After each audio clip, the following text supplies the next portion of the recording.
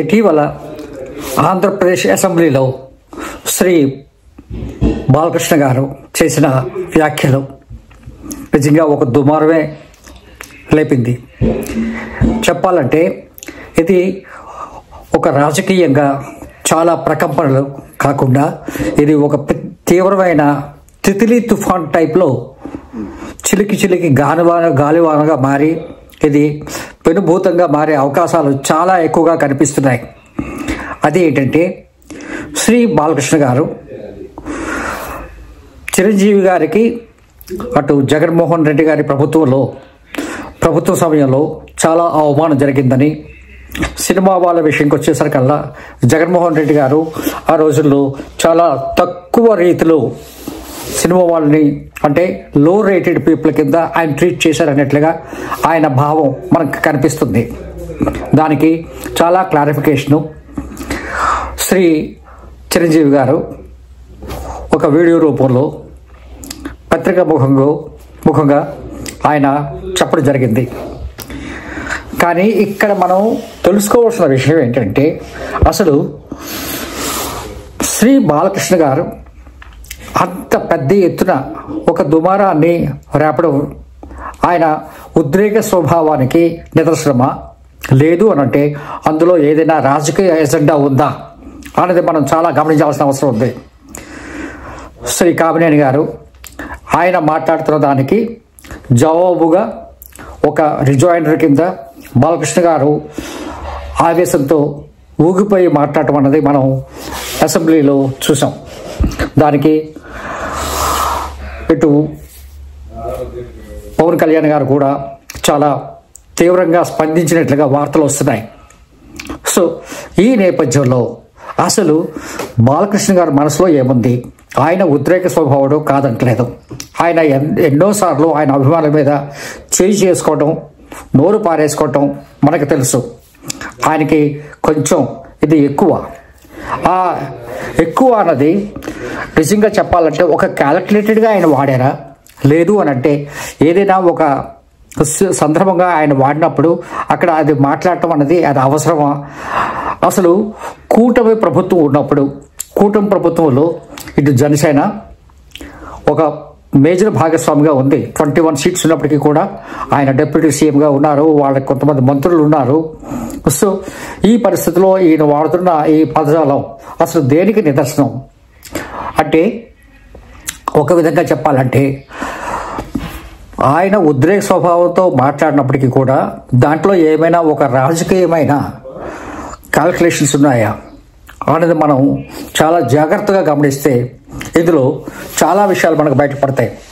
అందులో చాలా ముఖ్యమైన విషయం ఏంటంటే చూసినట్టయితే ఈ మధ్య గత 15 రోజుల్లో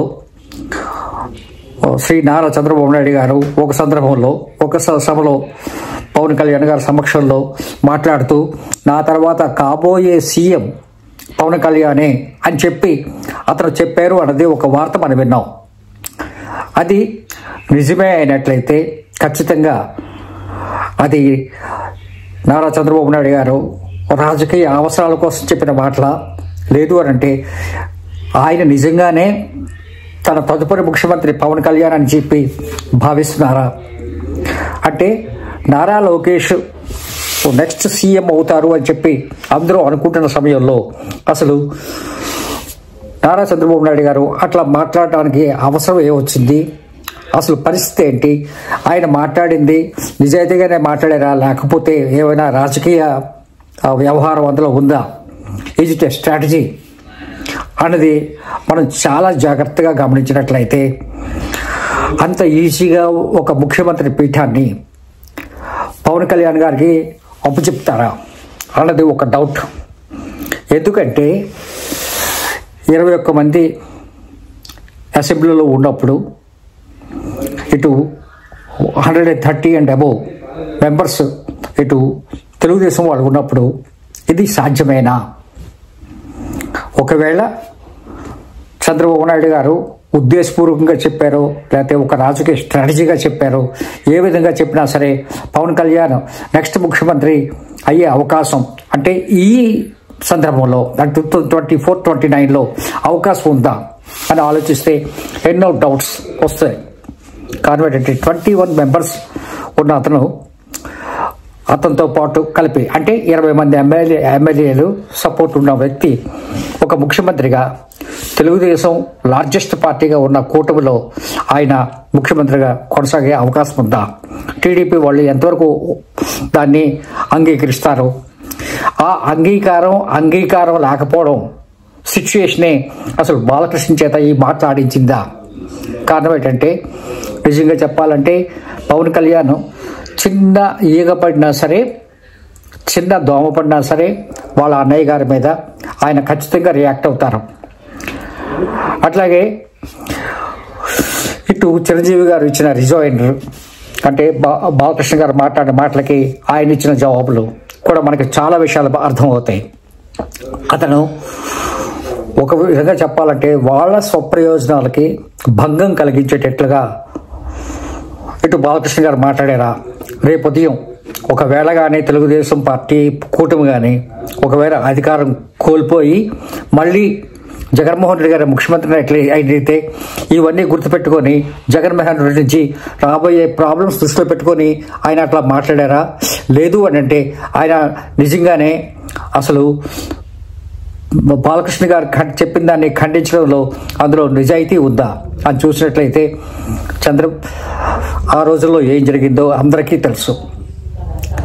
చిరంజీవి గారికి అది ఖండించాల్సిన అవసరం కూడా పెద్దగా లేదు. ఒకవేళ బాలకృష్ణ గారు మాట్లాడిన మాటలే నిజమైతే చిరంజీవి గారు చాలా ఖచ్చితంగా చెప్పింది ఏంటంటే, నాకు ఇట్లా పేరిని నాన్నగారి నుంచి ముఖ్యమంత్రిని కలవడానికి అవకాశం ఇచ్చినప్పుడు నేను బాలకృష్ణ గారిని కూడా ట్రై చేశాను. బాలకృష్ణ గారు was not available to my phone అని చెప్పి ఆయన చాలా క్లియర్ కట్గా చెప్తున్నారు. సో ఇవన్నీ చూసుకున్నట్లయితే అసలు ఇటు చంద్రబాబు నాయుడు గారు నా తర్వాత కాబోయే ముఖ్యమంత్రి పవన్ కళ్యాణ్ అని చెప్పడంతో ఈయనకి మా అల్లుడు లోకేష్ సీఎం కావాల్సిన పరిస్థితిలో ఈయన ఎందుకు ఆయనకి ఇచ్చేస్తున్నారన్న కోపంతో ఈయన ఇట్లా మాట్లాడారా అన్నది ఒకటి. మనం ఒక్కసారి బాలకృష్ణ గారు చూసుకుంటే ఆయన ఇద్దరు అల్లుళ్ళు కూడా ఇప్పుడు అధికారంలో ఉన్నారు. ఒక అతను అటు విశాఖపట్నం ఎంపీగా ఉన్నారు, ఇటు ఈయన కాబోయే ముఖ్యమంత్రి రేస్లో ఉన్న వ్యక్తి ప్రస్తుతం ఏంటంటే నెంబర్ 2గా యాక్చువల్గా అటు పవన్ కళ్యాణ్ డిప్యూటీ సీఎం అయ్యి నెంబర్ 2గా ఉన్నప్పటికీ కూడా ఇటు మనం చూసినట్లయితే ఇక్కడ మనకు పూర్తిగా కనిపిస్తుంది నారా లోకేష్ గారి తాలూకా హవా. ఈ నారా లోకేష్ గారు హవా ఉన్న టైంలో ఎందుకు ఈయన పక్కన పెడుతున్నారు? ఎందుకంటే బాలకృష్ణ గారు వాళ్ళ అమ్మాయిని తెచ్చి లోకేష్కి మ్యారేజ్ చేసిన దగ్గర నుంచి కూడా పూర్తిగా లోకేష్ తాలూకా బాగోగులు, లోకేష్ ఎట్లా అయితే తదుపరి ముఖ్యమంత్రిగా వస్తారన్న దాని మీద వాళ్ళు పావులు కలుపుతూ వస్తున్నారు. అల్లుడు ఉన్నత కోసం ఆయన ప్రయత్నం చేస్తూనే ఉన్నాడు. ఆ పరిస్థితిలో ఇటు చంద్రబాబు నాయుడు మాట్లాడిన మాటలు అంటే బాలకృష్ణ ఇంచుమించుగా చెప్పాలంటే నందమూరి వంశంలో ఎన్టీ రామారావు వారసులు ఎవరు కూడా ఇటు లోకేష్కి రాకుండా ఉండడం కోసం, లోకేష్కి అడ్డు తగలకుండా ఉండడం కోసం బాలకృష్ణ అన్ని విధాలుగా కూడా ఆయన కృషి ఆయన చేస్తూనే ఉన్నారు. జూనియర్ ఎన్టీఆర్ మీద నోరు పారేసుకోవడం కానీ, లేదు అని అంటే నెక్స్ట్ ముఖ్యమంత్రి ఎవరు అవుతారని ఎవరైనా మాట్లాడినప్పుడు ఎన్టీఆర్ గారి ఆ సీన్ లేదు అని మాట్లాడడం కానీ ఇవన్నీ మనం చూస్తూనే ఉన్నాం. సో దానికి అనుగుణంగా ఈరోజు నారా లోకేషే ముఖ్యమంత్రి అవ్వాలి తప్ప పవన్ కళ్యాణ్ అవ్వడానికి అవకాశం లేదు అని చెప్పడం అన్నది ఆయన ఉద్దేశమా? దీనివల్ల ఏమైందంటే ఇప్పుడు ఇటు పవన్ కళ్యాణ్లో కూడా అహం దెబ్బతిన్నది, at the same time Pawan కళ్యాణ్లో కూడా ఒక రకమైన కోపం అనేది వచ్చింది. అటు చూసినట్లయితే చిరంజీవి గారు కూడా offended because of this one.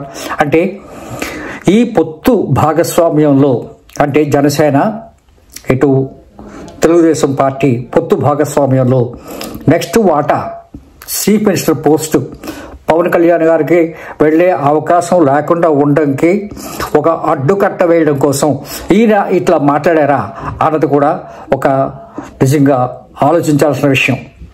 ఈ పరిస్థితుల్లో మనం తెలుసుకోవాల్సింది ఏంటంటే ఇందులో అటు బాలకృష్ణ గారి మాటల్లో అహంకారం, అంతేకాకుండా కట్టలు తగిన ఉద్రేకం, దీనికి తోడు ఇవన్నీ కలిసి వచ్చి ఇప్పుడు ఆయన తాలూకా నెక్స్ట్ టార్గెట్ ఎలాగైనా లోకేష్ గారు సీఎం అవ్వాలనే ఉద్దేశంతో ఆయన ఈ మాటలు మాట్లాడి ఈ విధంగా చిరంజీవి ఫ్యామిలీలోని, ఇటు జనసేనలోని, ఇటు ఉమ్మడి కూటమిలోని ఒక చిచ్చు రేపడం వల్ల భారీగా జనసేన వాళ్ళు వెనక్కి తగ్గే అవకాశం ఉందనా అయినా ఏండొచ్చు. లేదు అని అంటే పవన్ కళ్యాణ్కి నెక్స్ట్ సీఎం అవ్వడానికి ఛాన్స్ ఇవ్వకుండా ఇది ఒక అడ్డుకట్టమైనా అయి ఉండొచ్చు. ఏ విధంగా చూసినా సరే నెక్స్ట్ ఏం జరుగుతుందో అన్నది ఎలక్షన్స్ డిసైడ్ చేయాలి, పొలిటికల్ ఈక్వేషన్స్ డిసైడ్ చేయాలి. ఏమైనప్పటికీ కూడా బాలకృష్ణ గారు ఈరోజు మాట్లాడిన మాటలు ఖచ్చితంగా ఒక సగరేపిందనే చెప్పచ్చు.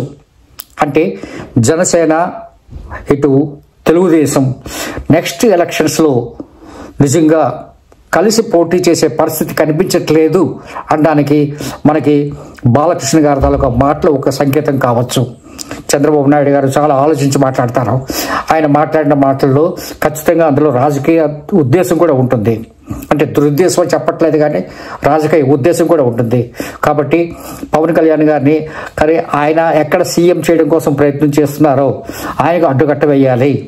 లేదు అంటే పవన్ కళ్యాణ్ గారికి సీఎం అవడానికి అవకాశాలు రాకుండా చేయడం కోసం ఇటు బాలకృష్ణ గారు ఈ తెగదెంపులు చేయాలి. అంటే జనసేనాని, తెలుగుదేశాన్ని వెడగొడితే కానీ నా అల్లుడికి అవకాశం రాకపోవచ్చు. కారణం ఏంటంటే పవన్ కళ్యాణ్కి పూర్తి సపోర్టు అటు నరేంద్ర మోడీ, బీజేపీ నుంచి కాబట్టి బీజేపీకి నెక్స్ట్ ఎలక్షన్స్లో పవన్ కళ్యాణ్ అవసరం ఉంది కాబట్టి, అంతేకాకుండా 2026 ఎలక్షన్స్లో అంటే తమిళనాడు ఎలక్షన్స్లో పవన్ కళ్యాణ్ని ఖచ్చితంగా ఒక పావు కింద ఉపయోగించుకోవడం కోసం బీజేపీ అంటే ఒక రాజకీయ నేతని అవలంబిస్తుంది కాబట్టి నెక్స్ట్ బీజేపీ కూడా పవన్ కళ్యాణ్కి సీఎంగా సపోర్ట్ చేసే అవకాశం ఉంది. కాబట్టి ఈ పరిస్థితుల్లో మనం కూటమిలో కొనసాగడం ఎటువంటి భావ్యం కాదు అనే ఉద్దేశంతో ఇటు ఈయన ఈ విధంగా మాట్లాడారా అన్నదానికి చాలా అనుమానాలు, ఆస్కారాలు ఇచ్చిన వ్యక్తి అటు బాలకృష్ణ. దీన్ని ఖండించాల్సిన అవసరం అటు తెలుగుదేశం శ్రేణులకు ఉంది, అట్లాగే ముఖ్యమంత్రి గారికి ఉంది, అట్లాగే తెలుగుదేశం రాష్ట్ర అధ్యక్షులకి ఉంది. కానీ ఇంతవరకు అటువంటి ఖండన ఎక్కడ మనకు కనబట్టలేదు. జనసేన వాళ్ళు రగులుతున్నారు, పవన్ కళ్యాణ్ గారు కోపంగా ఉన్నారు, చిరంజీవి గారు క్లారిఫికేషన్ ఇచ్చారు. దీన్ని ఉపయోగించుకొని నిజంగా చెప్పాలంటే ఇది వైసీపీకి, జగన్మోహన్ రెడ్డి గారికి చాలా అనుకూలమైన సిచ్యుయేషన్గా ఈయన పూర్తిగా మార్చారని చెప్పడంలో ఎటువంటి అతిశయోక్తి లేదు. Thank you very much. All the best.